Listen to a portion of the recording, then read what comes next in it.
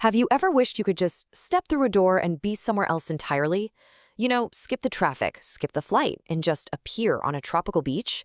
Well, what if the universe itself had secret passages just like that? Today, we are diving deep into one of the coolest ideas in all of science, wormholes, the ultimate cosmic shortcut. So, are they real or just sci-fi fantasy? Let's find out. See, here's the thing about our universe. It has a speed limit, a very, very strict one. Nothing with mass can go faster than light. And while that sounds incredibly fast, space is just unbelievably big. A trip to our closest stellar neighbor, Proxima Centauri, would take more than 4 years, even if you could travel at the speed of light. With the rockets we have today, we're talking tens of thousands of years. We would be ancient history before our spaceship even got close. So, if we can't break the speed limit and the distances are just staggering, are we just stuck here? Stuck in our own little cosmic neighborhood forever? I mean, how could we ever hope to explore other galaxies or even just get to the other side of our own? Well, the answer isn't about going faster. It's not about breaking the law.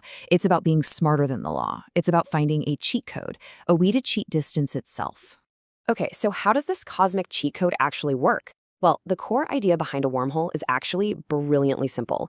It helps if you stop thinking of the universe as just empty space and start thinking of it like a giant, flexible, foldable piece of fabric. Right. Imagine you're a tiny ant on a huge sheet of paper, and you need to get from point A on one side to point B on the other. For that little ant, that is a long, long walk. You've got to crawl across the whole entire thing. And that's basically us, trying to travel through normal space. But what if you could just fold the paper? Bring point A and point B right next to each other. Then you poke a pencil straight through both layers. All of a sudden, that ant doesn't have to walk for miles. It can just crawl through the little hole. A journey of inches instead of miles. That is a wormhole. You see? You're not traveling across space, you're taking a shortcut through it. You haven't broken the speed limit, you've just completely rewritten the map. So, to put it simply, a wormhole is a tunnel. It's a bridge that connects two very, very distant points in space, and maybe, just maybe, in time as well. Now, I know this might sound like a pretty neat trick, but it's not just something a science fiction writer dreamed up. The idea of wormholes comes directly from our absolute best understanding of gravity, all thanks to one guy, Albert Einstein. So, back in 1916, Einstein completely changed how we see the universe.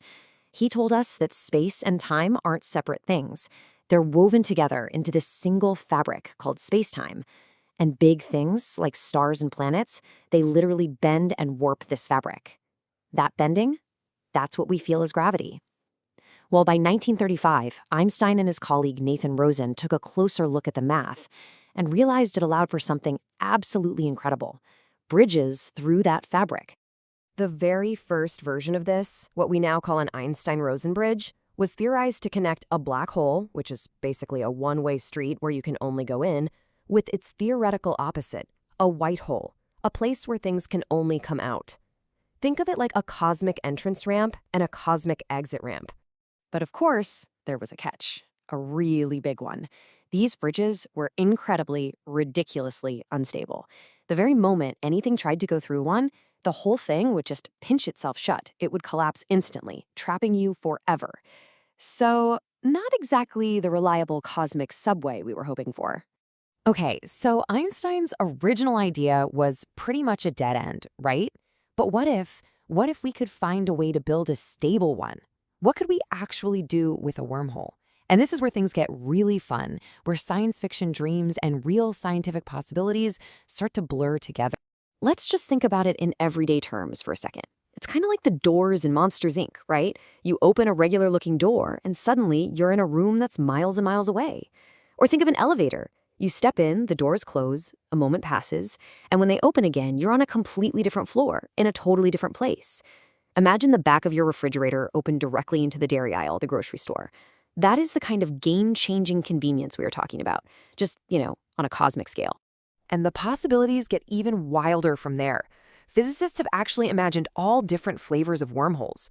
You could have an intra-universe one, letting you hop from Earth to Mars in seconds. Or you could have an inter-universe wormhole, a gateway to a completely different parallel universe. Whoa! But the one we'd really want, the Holy Grail, is a stable, traversable wormhole, a genuine two-way street that you can go through and, this is the important part, come back from. And this is where things get even weirder.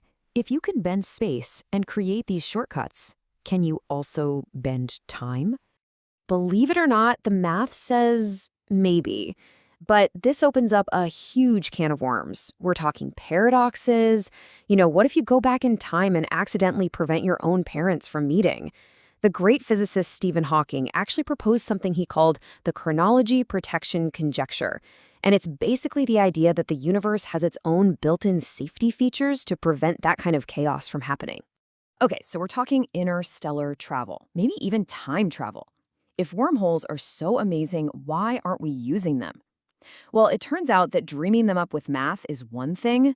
Actually trying to build one runs you into some of the biggest, toughest puzzles in all of physics. I mean, really, what is the biggest roadblock standing between us and an instant shortcut to another planet? It's gravity.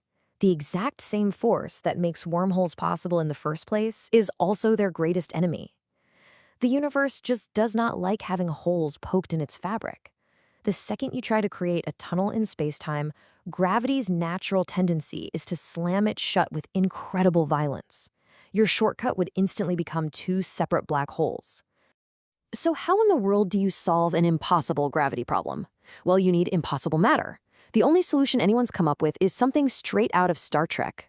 To keep a wormhole open, you would need to prop it open with a substance that has negative mass. That's right. Instead of gravity pulling things in, it would push them away. It's literal anti-gravity.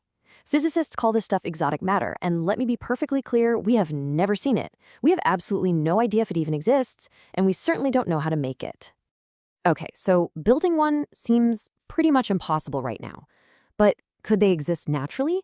And if they do, where on Earth or off Earth should we be looking for them? And this is where the search gets really fascinating. Some scientists think that microscopic wormholes might have been created in the fiery chaos of the Big Bang, and they're still scattered all across the cosmos, just too tiny for us to see. Other theories suggest they could be held open by these hypothetical things called cosmic strings, unbelievably dense filaments of energy left over from the early universe.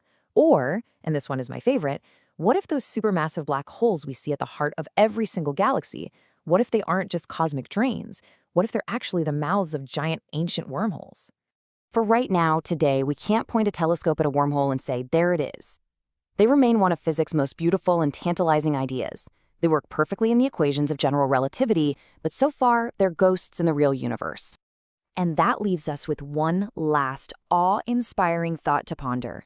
Every galaxy, including our own Milky Way, has a supermassive black hole lurking at its core. We look at it and we see a dead end, a point of no return.